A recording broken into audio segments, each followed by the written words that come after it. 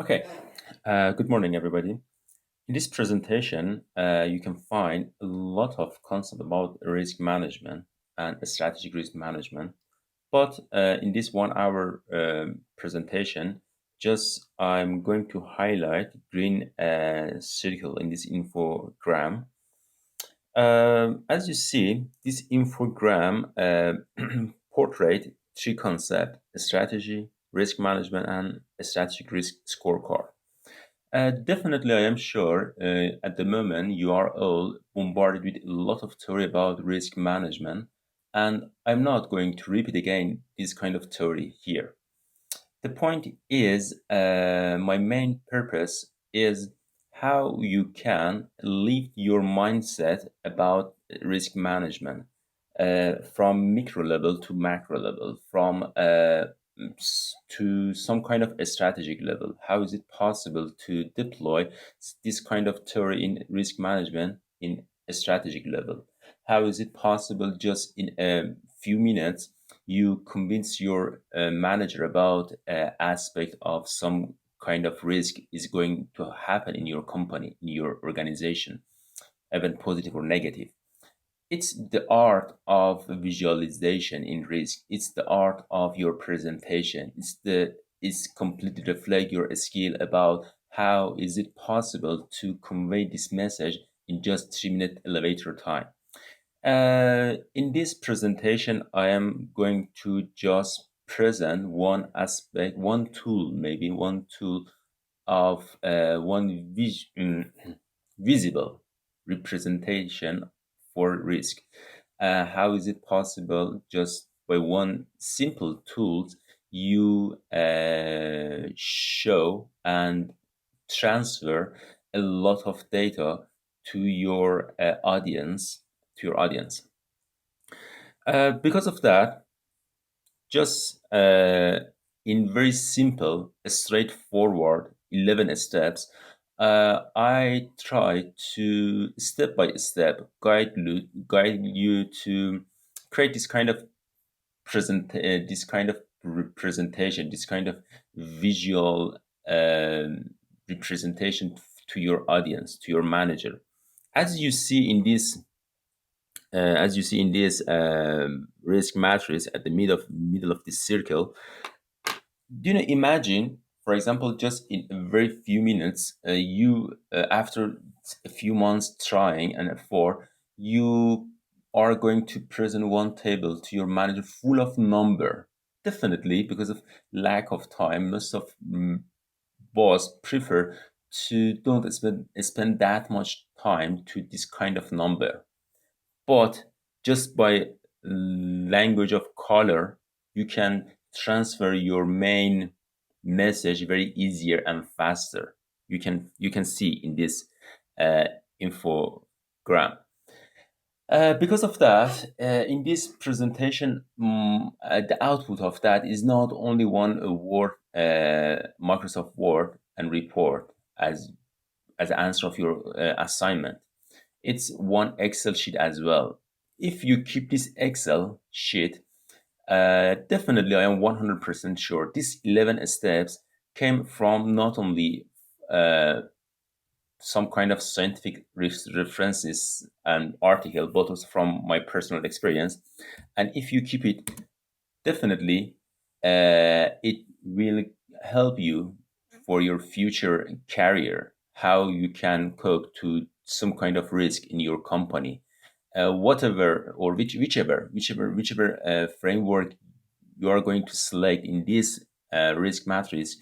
Definitely, if you keep this Excel file uh, and step by step in next year trying to complete it, it helps you to as soon as possible when approach to one company, recognize, register, identify, analyze, and even recommend some kind of and prescribe some kind of method, some kind of solution to deal with the risk in that company.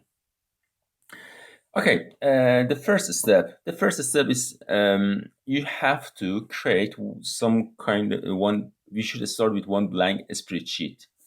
The final this spreadsheet should be same as this you can see here. I'm trying I'm trying to divide this spreadsheet to four section.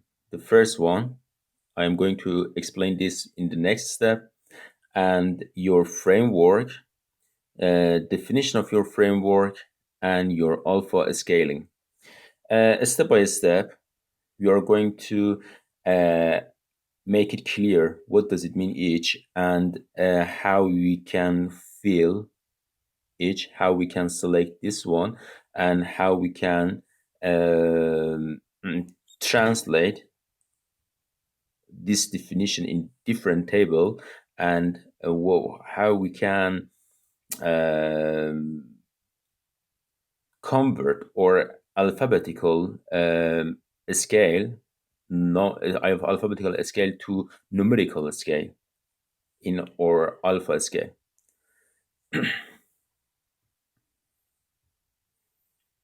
Okay. Second step. In the second step, and the most important uh, phase in this project is you should exactly identify your uh, strategic object or priority in your scope.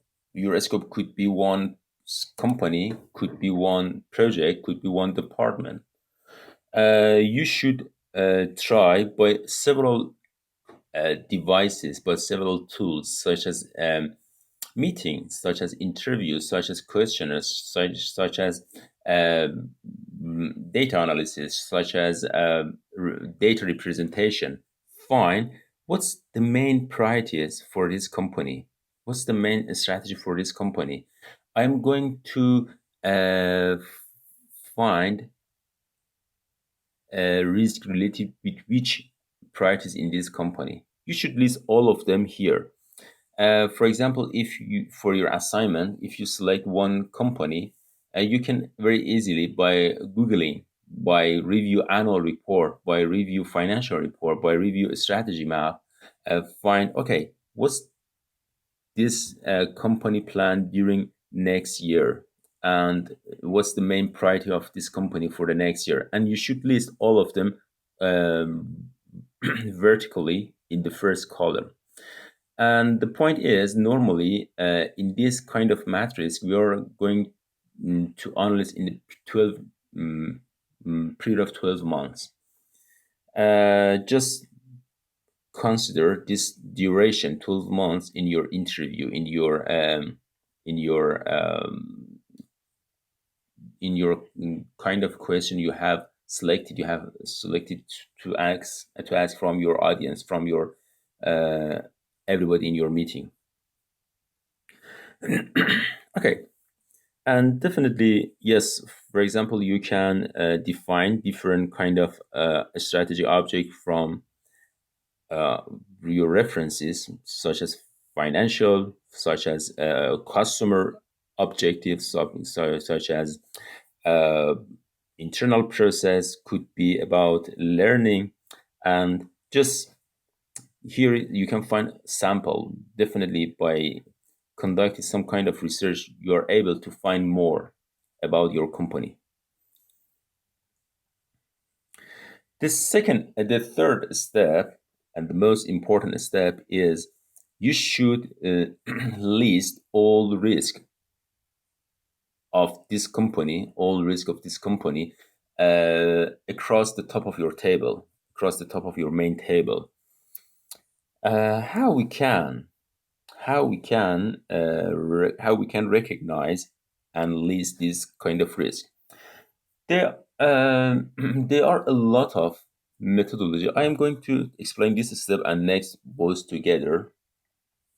There are a lot of framework to exactly identify and register risk. For example, in if you are going to analyze IT risk in the top level, COVID is one of the best to about IT governance in the one company. You can deploy this kind of framework to recognize and identify and register your risk in your company. It's make good sense for you.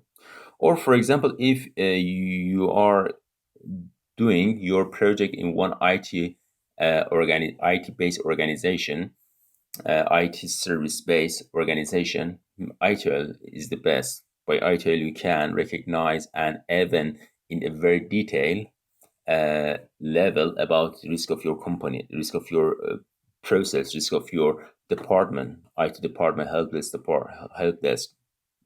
or even if, for example, plan to approach the company for exit the security level on that company. ISMS is one of the best.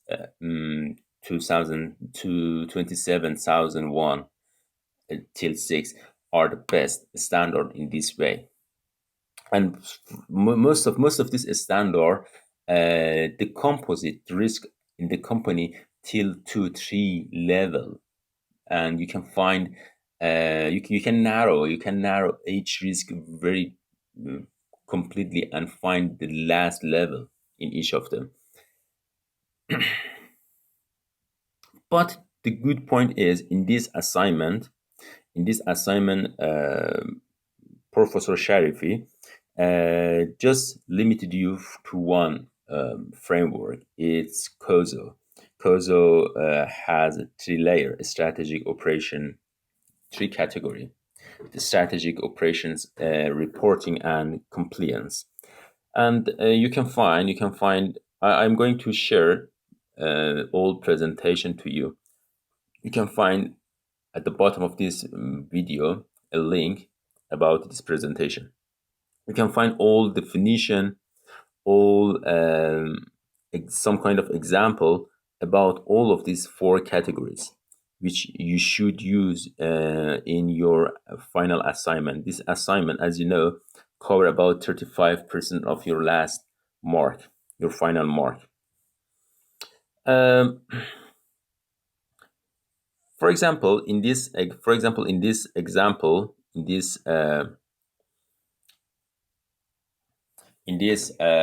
assignment, as I told, you should focus on COSO framework. COSO framework uh, has four subcategory. You can just transfer. For example, imagine the yellow one. The yellow one is you should transfer all yellow risk, strategic risk on top. For example, one of them here, one of them here, one here, and one in next column. And in other step, I am going to explain to you how you can calculate and do some kind of mathematic work. And imagine definitely the next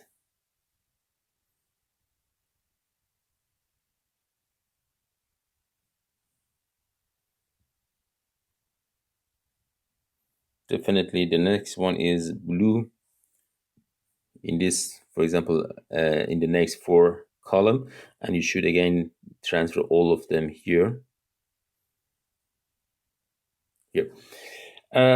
But let me make it clear for you. What's the main benefit of COSO for us? COSO or any other framework just try to shape your mind, because at the moment, maybe after 12 years experience, you have that much experience to approach the company, and just by touching the heartbeat of that company, understand the main risk of that company, and you don't need on that case any framework, or even you need to combine several frameworks together to cover all aspects of risk on that company. But at the moment, as a junior student, you need one Bible to exactly shape your mind and guide your mind to, as much as possible, in the high level and professional level, uh, identify and register or risk this company. This framework such as COSO, exactly try to decompose all risk in the company, and uh, continuously break it down till uh, find a one acceptable layer to understand all risk. For example, imagine, just let me bring one example.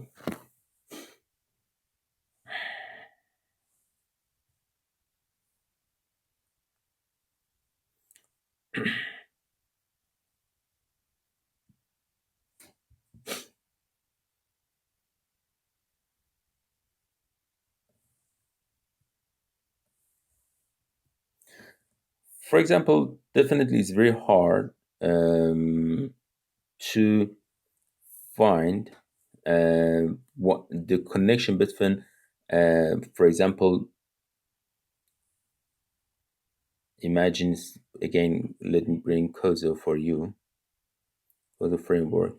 For example, in COSO framework, imagine you are trying to analyze some kind of strategic risk, reporting risk, uh, compliance risk, and operation risk. And imagine this one is your object in your company. For example, object number one, object number two, object number n. Definitely, it's so hard to find. Okay, how is it possible to find connection between object number one and a strategy number one? A strategy, because strategy at the moment is very broad, has a broad definition, cover a lot of concepts. Is not that much precise to find a one numerical connection between strategy and objective number one.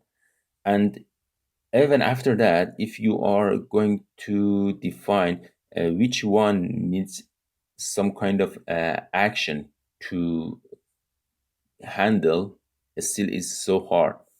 And because you should find, okay, for each risk, where should I take action to cope that risk.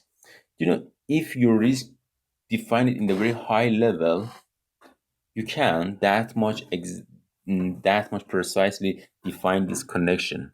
Even you can, for example, connect them with all of them, and it's not that much good. But some kind of frameworks, such as COSO or others, try to make it much more easier for you. For example, COSO, again, 4 layer.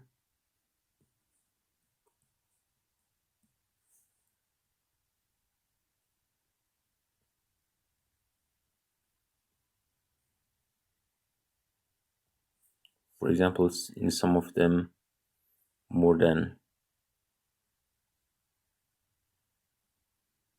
9 subset risk.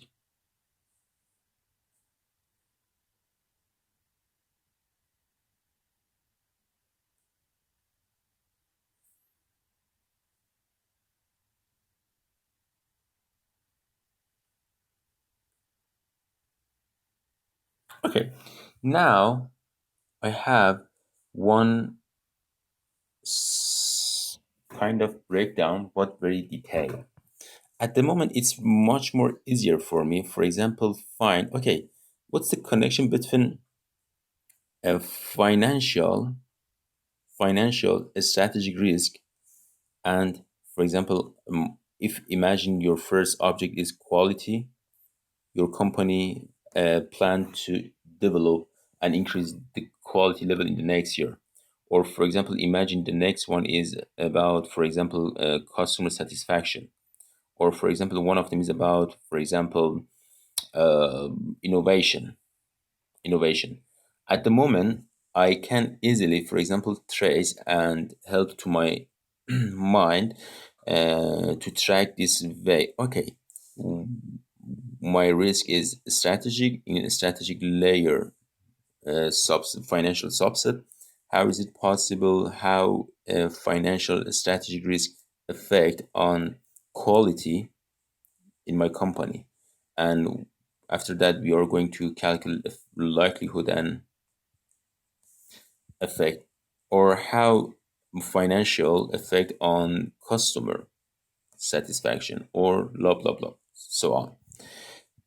You see, the main purpose of Kozo and other framework is just shape your mind and guide your mind to make it narrow and find the risk in your company easier, faster, and so straightforward. But definitely in future, maybe you can consolidate all of this idea in some such brainstorming session you can create in that kind of session, and just, yeah, you have that much experience to extract, consolidate, and list all of them on top of your table. But at the moment, as a junior student, it's better you find one proper framework for your analysis. And in this assignment, you should focus on COSO. Okay, let me jump to the presentation. I explained to you the next step. As the next step is you should define your framework. As you see, for example, here, it is very important point for your presentation. You see here, for example, I try to use different color to help my eye trace track risk better. At the moment I know blue, pink, green, yellow. Just by use the right color and the power of color language, I help my eyes to track easier. Okay, next step.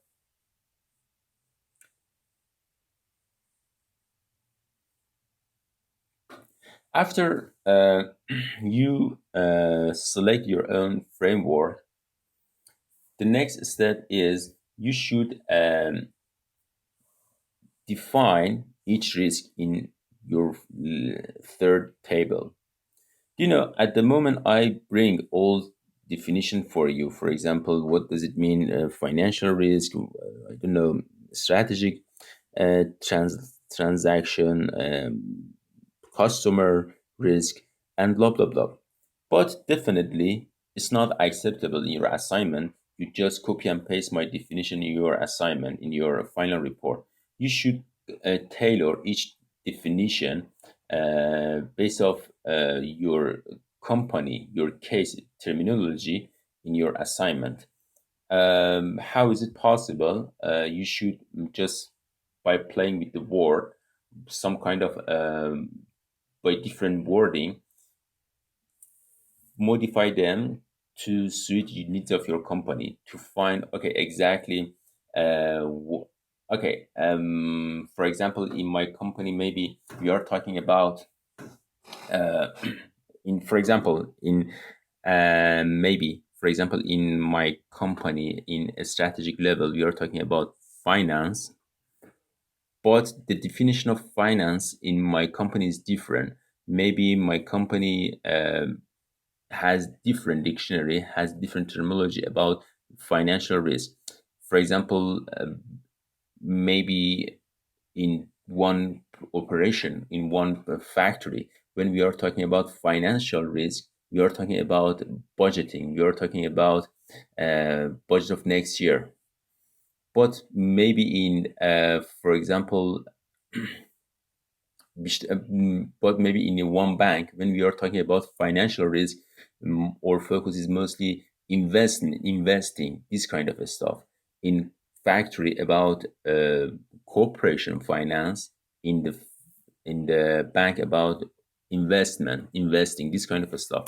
Just, my point is, you should make your definition a little bit clear in your third table.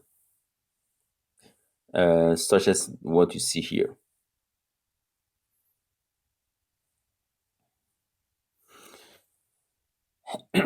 As you see, just let me back again to this example. Oh,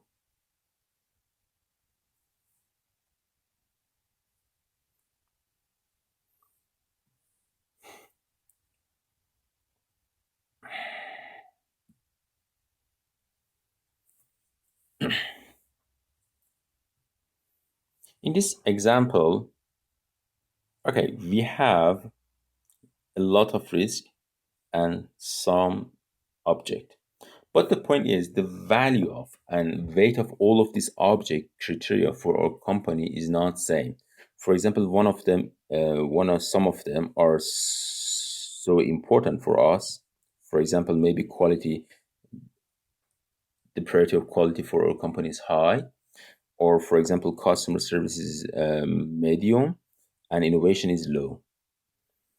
You should definitely prioritize your objective in your company. Your objective in your company.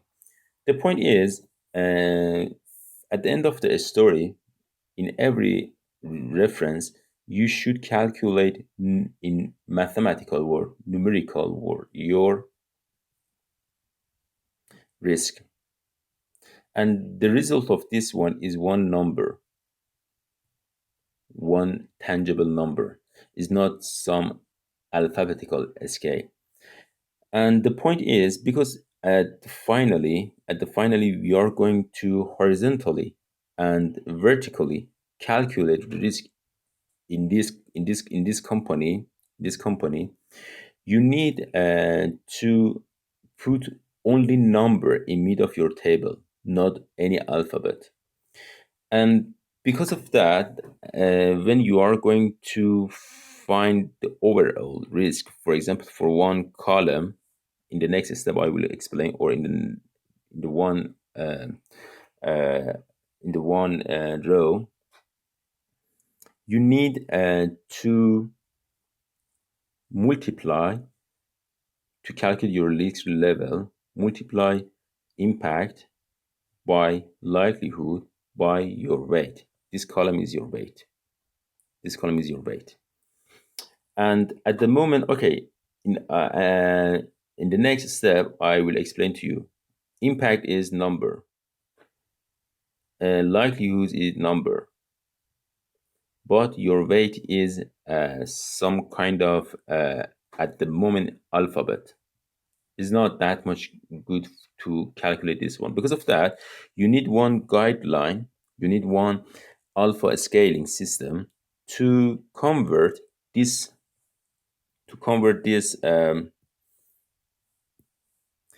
alphabetical scaling to the number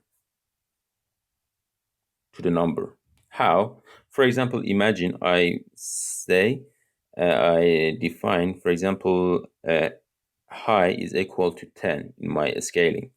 For example, medium is equal to 5, and low is equal to, for example, 1.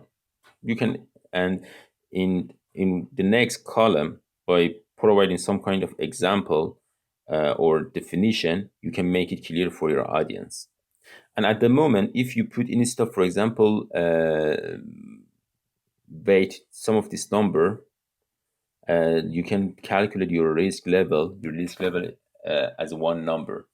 And again, you can put only number in core of your risk matrix. And it's a good advantage of this alpha scaling table. The main purpose of this alpha scaling system is exactly for this. You see here, I converted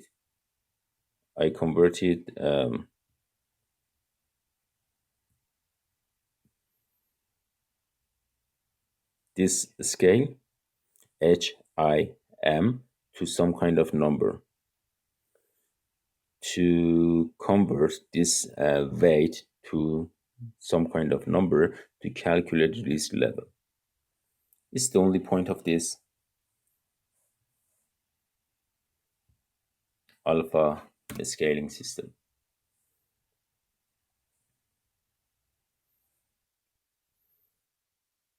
Okay, now let me start the main part of mathematical work of risk analysis.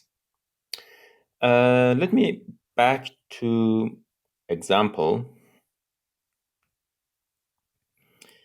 As you see in this example, uh, now we know risk formula is equal to impact multiplied by likelihood, and in this risk level in this risk matrix is weight of each object multiply impact multiply likelihood.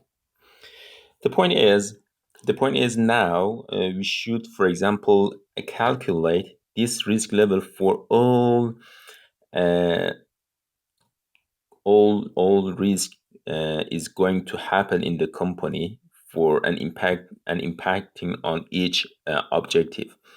For example, for this one, the risk level I is equal to, for example, x multiply y multiply m. Um, and the point is at the moment in alpha scaling system in alpha scaling table we was talking about how we can convert this alphabetical scale to numerical scale. For example, on that table, if you remember, we have this one, this kind of converting system. For example, m was equal to 5. Um,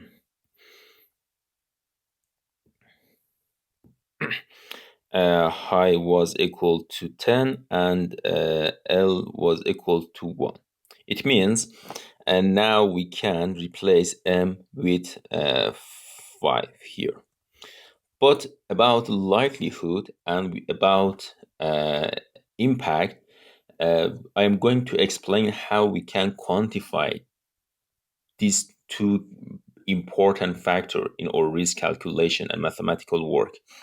And how? But finally, after calculating this one, we have a number here. We have a number here, and you should calculate risk level for all objective. For all objective, for example, for this one, for all of them, you have to calculate. Okay, let me jump to a slide and find out how we can calculate impact and likelihood. Let's start with likelihood. Normally, when you are gathered together to find the likelihood or probability of happening one risk in your company, at the first step, mostly you prefer some kind of brainstorming session to consolidate some kind of data and come up with one joint idea about the likelihood and probability of happening one risk in your company. But the point is, mostly because most of top manager attend in this kind of meeting, uh, the language of this meeting is qualitative, not quantitative. For example, mostly say, okay, uh, rarely this this risk is going to happen and occurring in our company, or likely, or possible, or almost certain. But at the end of the story, for this risk matrix, you need some kind of number. Based off Copeland Norton balance scorecard, you can control what is measurable. What is measurable? You need number. You need some kind of tangible things.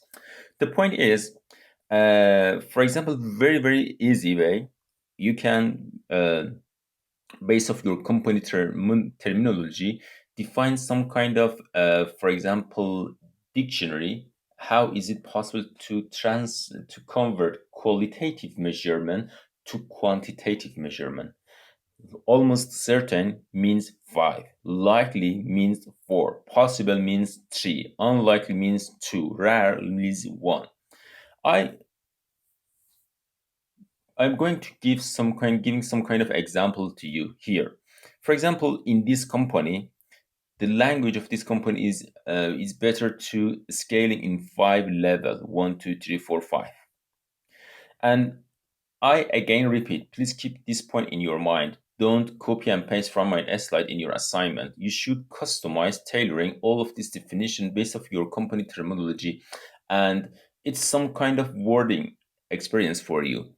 The point is, even you can add one column as a first column to this table to provide some kind of example for each number, for each scale, for each converting row. The point is, this one is, for example, 5 level, but another one is, for example, 3 level. 3 level. If you see, for example, in this one, trying to convert number and percentage to the one number. And for example, in this one, the third one, you see, just convert the percentage to the number. And let me repeat this point. The point is, mostly in your meeting, in your risk analysis meeting, in your board of director, which are going to talk about risk, you are analyst in typically in period of 1 year, 12 months, 12 months. Yes, and we have the same a story about impact as well. In impact, again, you can define different level and blah blah blah. But again, for impact, you should define some kind of converting table, converting dictionary for your own company, based of your company terminology, based of your company dictionary, based of your company culture, based of your company um, organization behavior event. Is not possible you use just one table and copy and paste for every company. No, your art, your innovation completely should work in this way. How is it possible to modify this kind of table which I provide you in this presentation, based of your company background, modified for your company? Okay. Uh, at the moment, after that, after this one, definitely now you can. At the moment, yes, you have M from your alpha scaling table. You have I from calculation. I was talking about that very briefly, and likelihood. And now you can calculate risk level. Risk level. Okay, good point. You know, if it's great progress for you, but the point is, let me back to the example. In this example, you have to calculate this. You have to calculate this risk level for all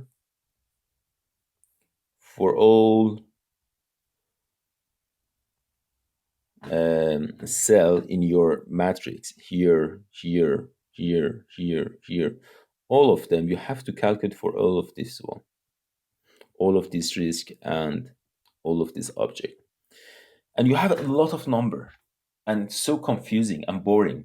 Imagine one very busy manager just by take a look on these numbers should find, okay, where should I take action, which risk is going to happen, some kind of serious issue in my company, which of them is occurring in my safe zone, in my strategic zone. you know it's so time consuming. Most of manager doesn't have that much interest and time to analyze this kind of data. What's the solution in this situation? The best way is you are going to deploy, or you are going to deploy the language of color. How is it possible to change this kind of number? For example, imagine you calculate here, for example, risk level for this one 150,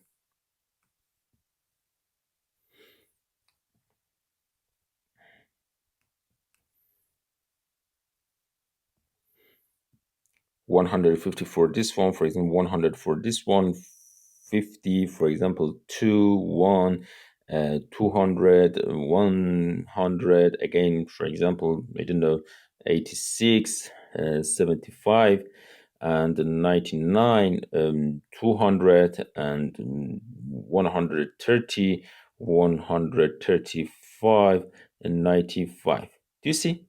You see a lot of number, and okay, at one glance, for one busy manager in 3 minutes elevator time, how is it possible to find the best one to cover that, to cover that, to cope with that risk?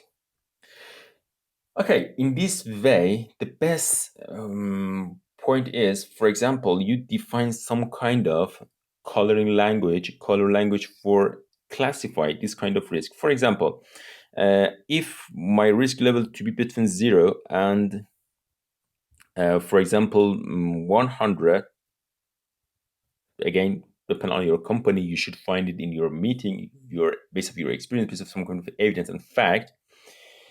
If to be between this one and this one, my color is green. It's not that much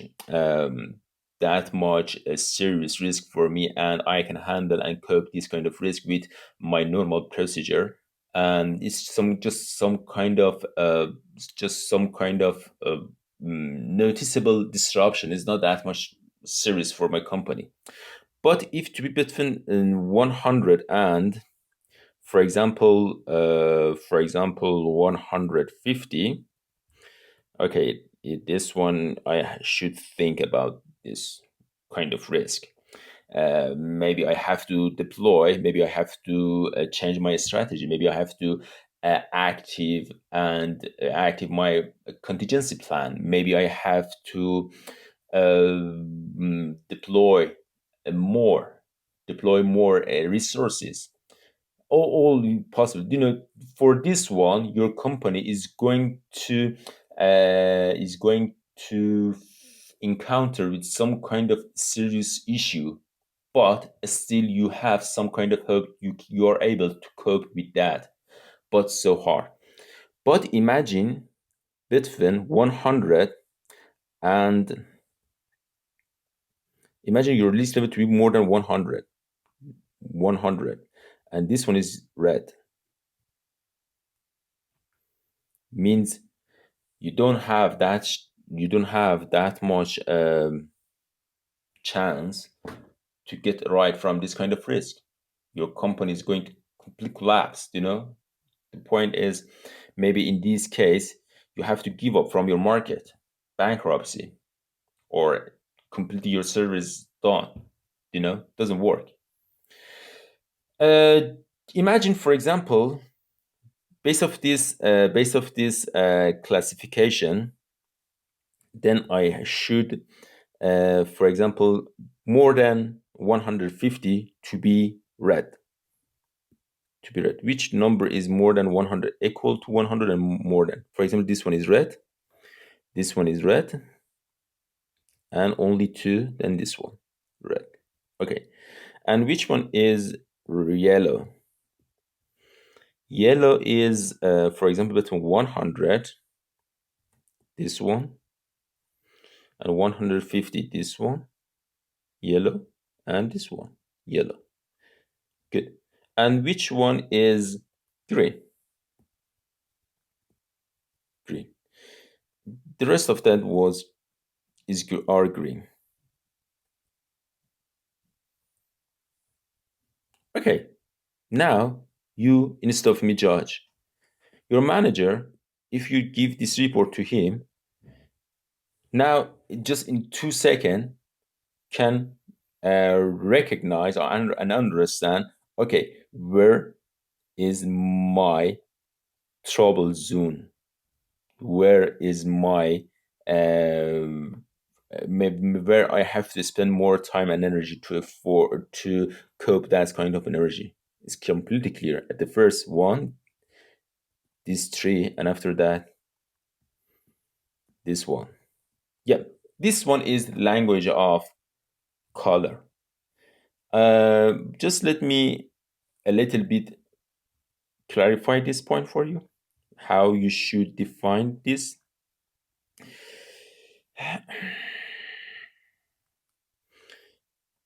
Just in different language, if your company works, if your company uh, performing is performing nicely and nor in the normal situation, you will have this kind of performance line and you will be in a risk appetite zone. But if you have a little bit bias from your performance line, still you are in appetite range and your color is green. You are able to handle this kind of risk by your normal procedure without any special and strategic change in your approach. But if you have beyond this range, definitely you will face some kind of very serious consequences, and you should design and deploy your contingency plan, change your strategy. This range is your risk tolerance range, and the color of that is yellow. Yellow, and it's the second priority in your company to deal with that. But finally, if that risk to be that much serious, even you are not able to control that. Imagine for your company happen every bad things, even you are not able to even you're not able to reach your break even point, or every good things happen for your company. For example, your production line designed for 5,000 per day, and you can even by very bad customer services handle 7,000 per day, but very awful. You should find a solution to handle, but more than 7,000 in this range, your company completely collapse. You don't have any chance to work. And here is your trouble zone. And here also, for example, is your bankruptcy zone. You should find a way to deal with that. And this one is risk universal. Yes. And yes, you should define this kind of coloring language in your final presentation as well. I provide some kind of more example for you. For example, you can bring some kind of example for your defined range also here. For example, okay, this one is your range. You should define it here. This one is your table to explain it more. And this one, for example, some kind of example. You should do it all here. Okay. And at the end of a story, because we are looking for this kind of table, do you see? In this table, for example, me as one manager, very easily, by just spending 10 seconds, okay, I can find, okay, this risk is so serious for me. This one is also, this one is also. At the first, I have to spend time for this. And after that, for this one, and this one and this one. Yes. Do you see? So fast. Or this. But maybe the rest of that, for example, this one is not that much important for me. I can conclude this kind of, for example, decision just in one glance. But okay, imagine again we face to one very busy manager, and imagine here instead of, for example, 10 object, and for example here for risk, you you list across top of your table more than 100 risk, and for example more than, I don't know, 20 object. In this situation you need again some kind of summarization. Because of that, we have one kind of some kind of technique, some kind of different shape. We can deploy this kind of shape in your report to make it easier for your manager. Harvey ball is some kind of shape you can see here. For example, this one is colorful. Just let me back to my presentation.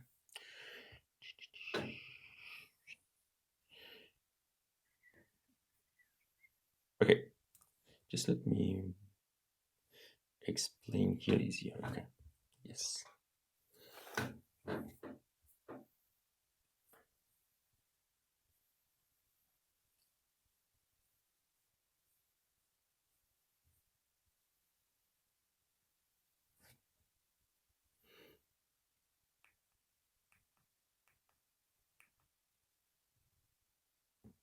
Yes. Do you know this one is Harvey ball? Again, if you add on horizontally across across your table, across each object, you can, for example, come up with one number. For example, imagine this one plus this plus this plus this risk level plus this level.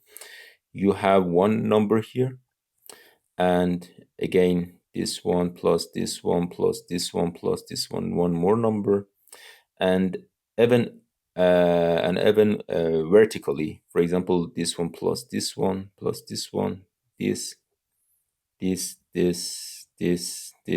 this one. Yeah. uh, and now you have one number here. If you convert this number to this hard variable, again your manager very easily can find, okay, between all of this risk you list above, which might be so important. For example, definitely this one is full Harvey ball. This one is the first priority, and horizontally for each object, this object uh, is going to encounter more risk, and after that this one, and after this one, for example, we can see this one could be, and this one, and this one, and maybe the rest of that is green. Just the point as you should add on vertically and horizontally and come up with some kind of number and convert this number to Harvey ball. I am sure you can Harvey ball. You can, you are able, and you have that much skill to use Excel to convert the number to the Harvard ball. Harvard ball. It's so easy, and you can, even if you don't know, by a little bit googling it, you can find how is it possible. Okay, and let me jump to the next slide. I think so. I explain all of them to you. Yes. 10. Yes. Good point. You see, this one is heat diagram. You find till now you find some kind of number vertically and horizontally. For example, for each for each risk what's the uh, just in this heat diagram, imagine you have one number vertically. Do you remember this shape? Just let me again back to this screen, right? If you remember, which color would be better? This one. Okay. We have this kind of risk matrix, and this one was object, and here was all risk, and we have a lot of uh, add on vertically and horizontally. Imagine this number at bottom of your and across your table, this one, and you have a lot of likelihood for each risk. For each risk,